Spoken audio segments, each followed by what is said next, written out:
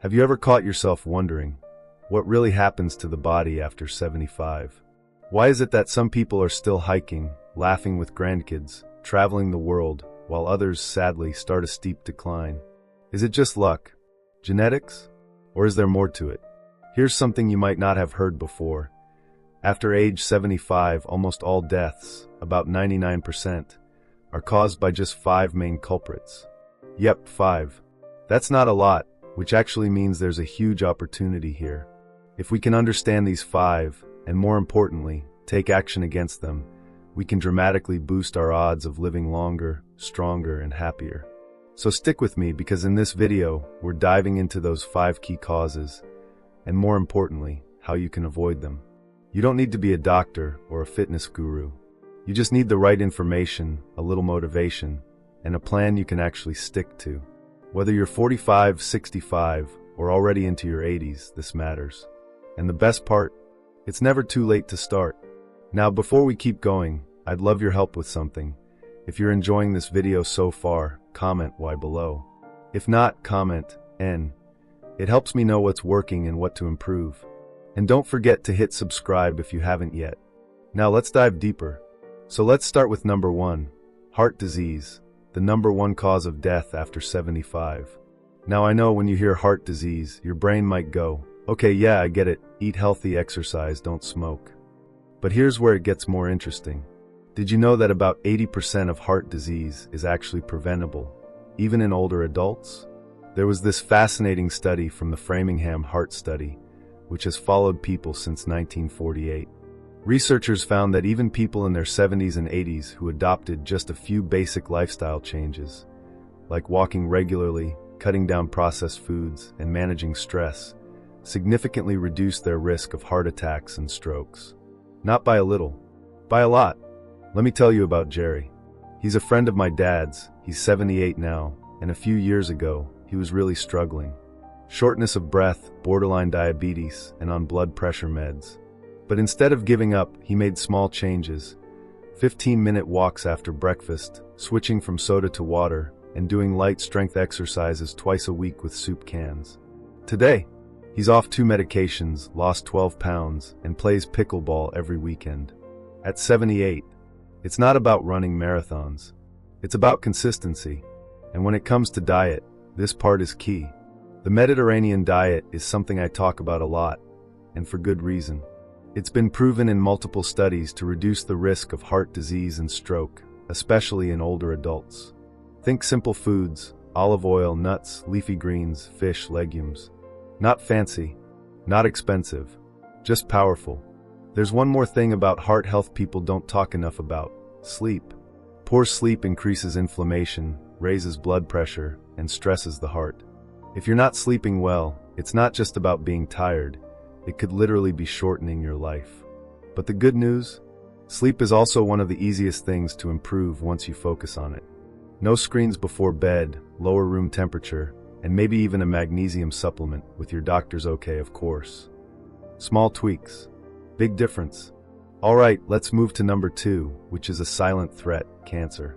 Now, I want to be very clear. Cancer can be unpredictable, and sometimes it's not something we can fully prevent. But the data is still compelling.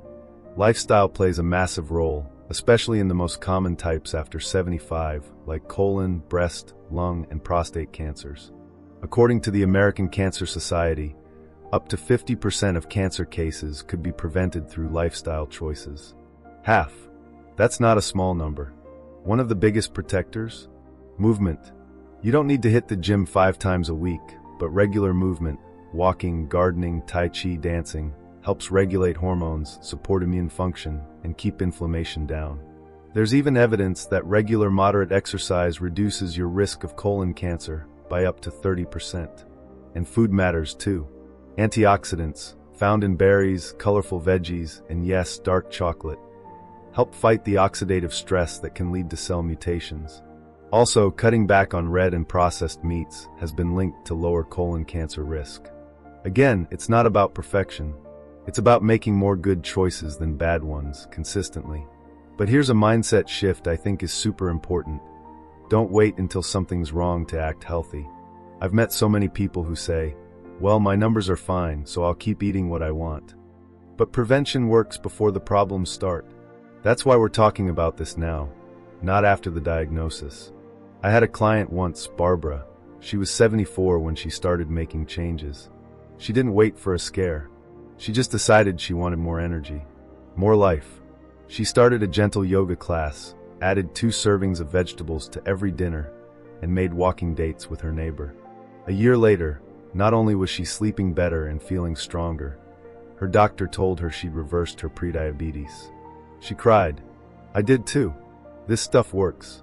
And speaking of things that work, I want to bring up one more piece before we wrap up this first part, and that's inflammation. It's not officially one of the big 5 causes of death, but trust me, it's behind the scenes of most of them. Heart disease, cancer, diabetes, dementia, they're all linked to chronic, low-grade inflammation. The kind you don't feel until it's already caused damage. What fuels inflammation? Poor diet, lack of sleep, chronic stress, smoking. But what calms it? Omega-3s from fatty fish or flax seeds, turmeric, staying active, practicing mindfulness, even laughing with friends. Which brings me to the next point, and it's a big one: loneliness. Yes, loneliness is actually one of the top predictors of early death after 75. In fact, studies have shown it can be as damaging as smoking 15 cigarettes a day. But don't worry, we'll talk more about that in the next part, because trust me, it's more common than you might think, and there are ways to fight it. So if you're thinking, wow, there's so much I can actually do, you're right. Stick around, because in the next section, we're going to talk about the surprising connection between mental health, social connection, and longevity, and why your mindset might matter just as much as your medical chart. Before we begin, I want to make one thing clear. This video is for informational purposes only, and is based on publicly available research. Everyone's health is different, so always consult your doctor or a qualified healthcare provider before making any changes to your lifestyle, diet, or exercise routine. Scientific knowledge is always evolving, and what works for one person may not work for another. Okay, so where were we? Right, loneliness. It's not something we often put in the same category as cancer or heart disease, but it absolutely belongs there. Because loneliness doesn't just hurt emotionally, it actually breaks the body down. There's a study from Harvard that followed participants for over 80 years. One of the biggest takeaways? The people who stayed connected, who had strong relationships, meaningful conversations, and felt supported, were not only happier, they were healthier. They lived longer, had better brain function, and were less likely to develop chronic disease. Think about that for a second. You could be eating perfectly, exercising every day, but if you're isolated, it can still wear down your immune system, increase inflammation, and even raise your risk of dementia. I once knew a man named Leo. He was 82, lived alone, and had been pretty active earlier in life. But after his wife passed, he slowly started withdrawing. Stopped going to church, skipped the weekly coffee meetup with his buddies. And his health, it started slipping. Blood pressure went up. Energy dropped. He even developed mild depression. But the good news? Things changed when he joined a local men's walking group. Just twice a week, short walks, nothing intense. But those walks brought back structure, laughter, stories, and within months, Leo felt more like himself again. The spark returned. His doctor even reduced one of his meds. Connection is medicine. And that brings us to reason number 3 why 99% of deaths happen after 75, chronic respiratory disease. Now this includes things like COPD, chronic bronchitis, emphysema. And while smoking is the #1 cause, there's more to the story. Air quality, for example, plays a bigger role than people realize. If you live in an area with lots of pollution or wildfire smoke, that can have a serious impact on lung health over time. But here's where things get hopeful. You can build stronger lungs at any age. Deep breathing exercises, yoga, and singing, yes, singing, all help strengthen the diaphragm and increase oxygen flow. Even a simple daily routine of deep belly breathing, inhale for 4 seconds, hold for 4, exhale for 6, can train your lungs to work more efficiently. And staying active? That's crucial. Even mild movement helps increase lung capacity and blood circulation. Hydration is another unsung hero here. Mucus builds up in the lungs more easily as we age, especially in dry climates or if you're not drinking enough water.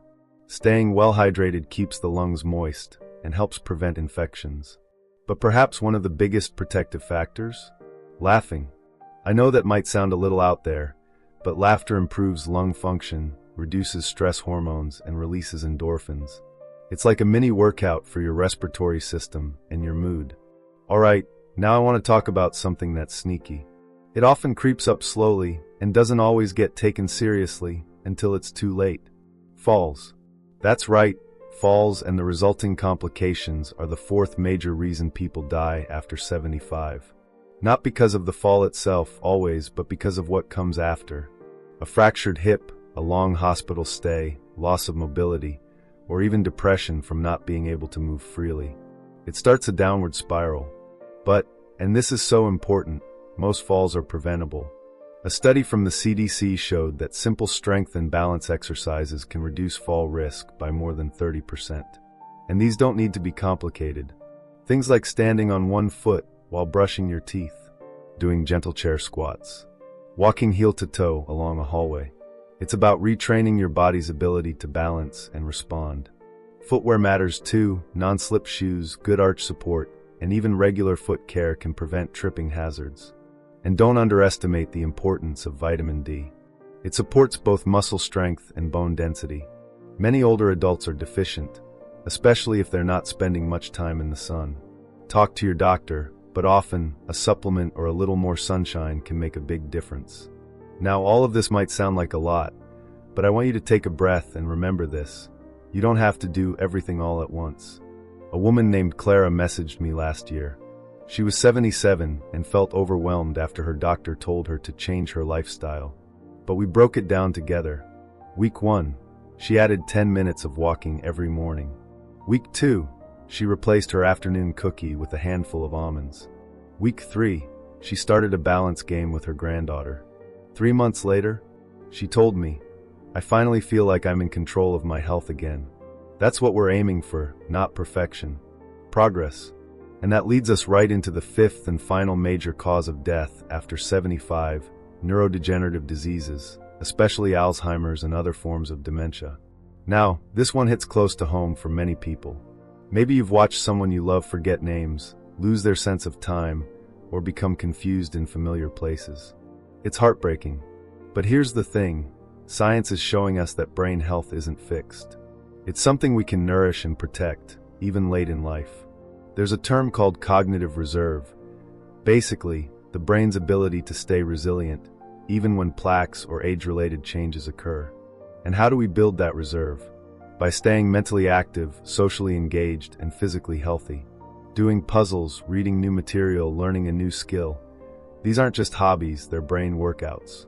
Even something like switching up your routine, walking a different route, or using your non-dominant hand for simple tasks can stimulate new brain connections.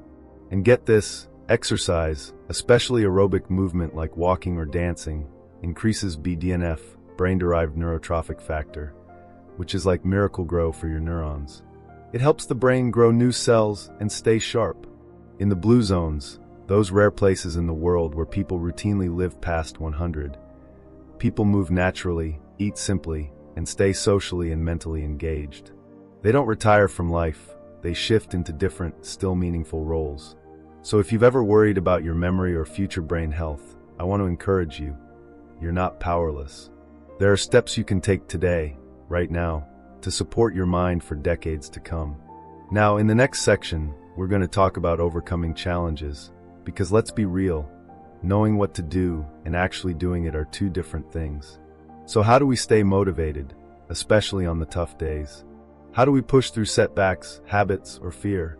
Stick around. We're going to get into the emotional and mental side of aging strong, and I'll share some of the most powerful real-life stories that'll light a fire in you. So let's talk about the real stuff now, the moments when it's hard. When you know you should go for that walk, or prep that healthy meal, or call that friend, but instead you sit down, feel tired, overwhelmed, maybe even defeated. You think, what's the point? I'm already old. Isn't it too late? And if you've ever felt that way, let me say this from the heart, it's not too late. You're not too old. And it's absolutely worth it. Because here's the truth. The The hardest part of staying healthy after 75 isn't the information. It's the mindset. It's overcoming fear, frustration, and years of habits that may not be serving you anymore. Let me tell you about Henry. Henry was 79 when he lost his wife of 52 years. He'd never cooked for himself, never shopped for groceries, didn't know how to use a microwave.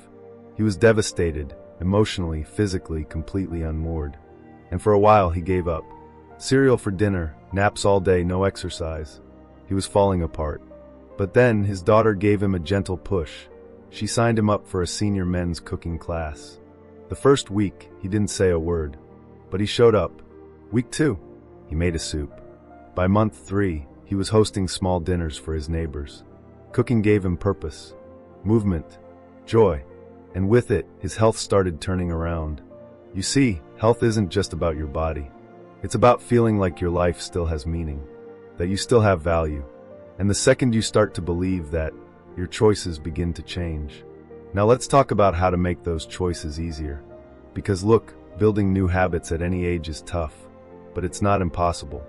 In fact, the older brain can change. It just needs repetition and reward. One of the best ways to do this? Start tiny, like ridiculously small. Don't commit to walking for an hour every day. Just commit to putting on your walking shoes. That's it. Once the shoes are on, the momentum often carries you forward.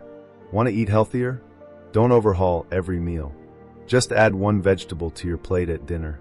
Do that consistently, and it becomes your new normal. James Clear, author of Atomic Habits, talks about this idea of identity-based change. Instead of saying, "I'm going to exercise," say, "I'm the kind of person who moves my body every day." When you begin to see yourself differently, your actions start aligning with that identity. And you're never too old to build a new identity. I met a woman named June who didn't start strength training until she was 83. She said, "I always thought that was for younger people or men, but I wanted to lift my own groceries again." So she joined a local program for older adults, started with 2-pound weights, and worked her way up. By 85, she could carry 2 full bags of produce up her apartment stairs without stopping. That wasn't just about muscle, it was about freedom, pride, independence. And here's the thing about strength, it's one of the best predictors of healthy aging. In fact, studies show that grip strength is a better predictor of mortality than blood pressure in older adults. Why? Because muscle protects your bones, supports your joints, boosts metabolism, and gives you the ability to live, to move, to play, to care for yourself.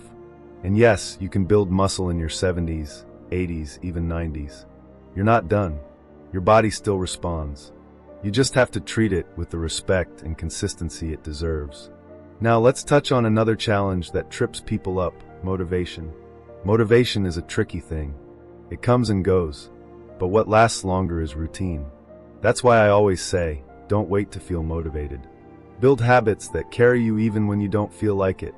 Create structure in your day. Wake up, hydrate, move, eat, connect, rest. Even a light, simple routine can give your body and brain the rhythm it craves.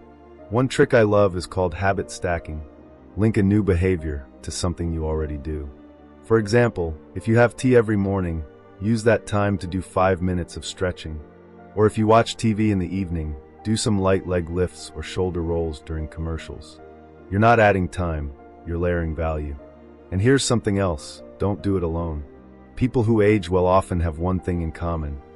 They've created accountability and community. Whether it's a walking buddy, a check-in text with a friend, or a local class they attend weekly, they've built relationships that support their health. I remember this couple, Ron and Marcia, in their 80s. Every morning at 7:30, they put on their matching sneakers and walked 2 laps around the neighborhood. Rain or shine, people started noticing. Neighbors waved. Someone joined. Then another.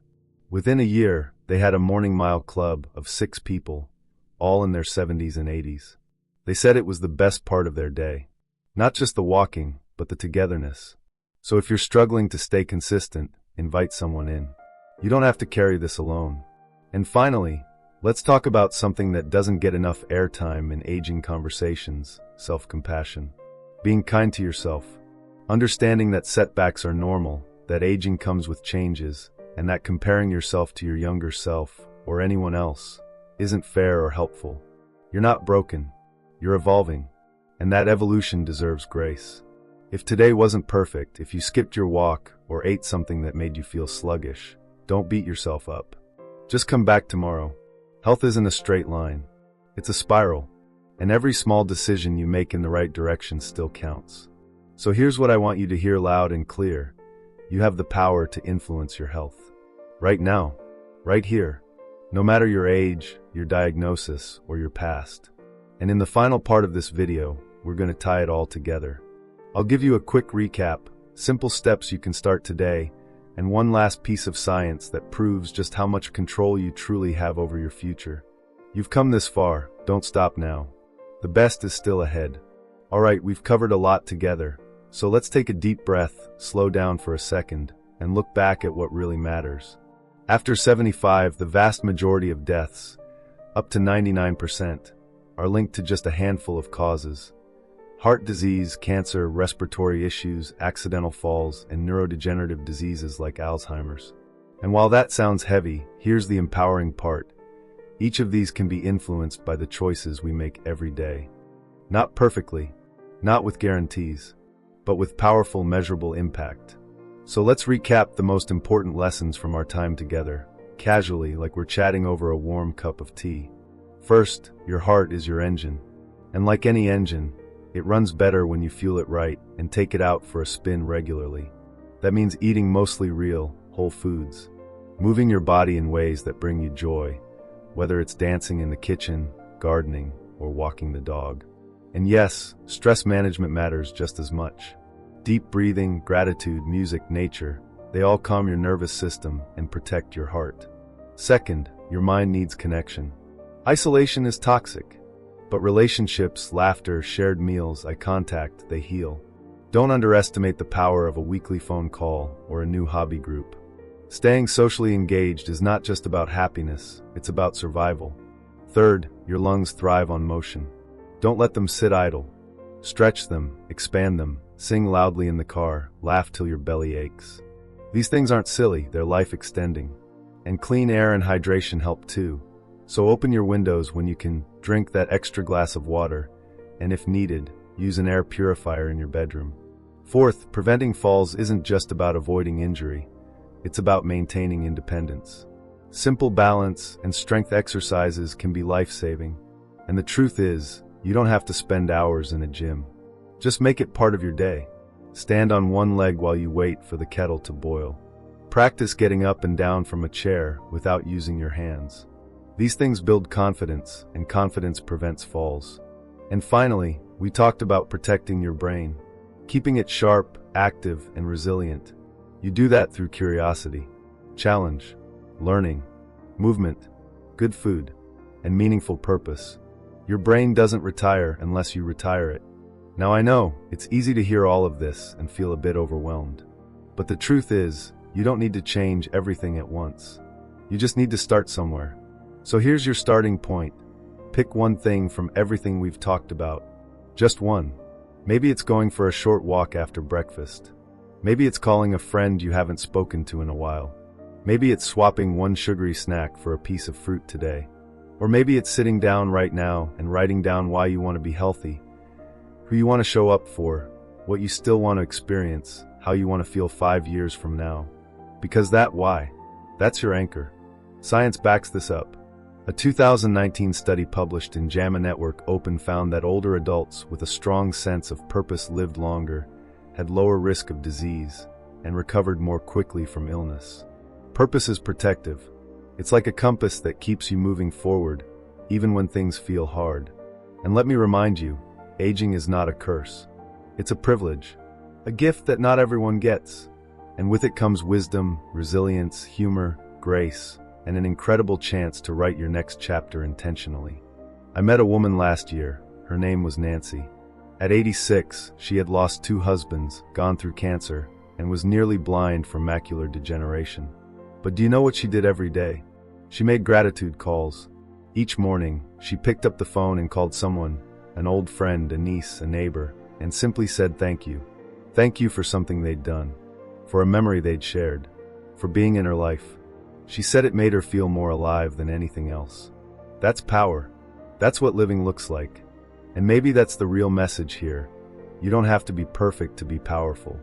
You just have to keep showing up, with a little love for your body, a little kindness for your mind, and a little belief that your best days can still be ahead. Because honestly, they can. So if you've made it this far, you're already taking a huge step forward. You're curious. You're engaged. You're invested in your own future.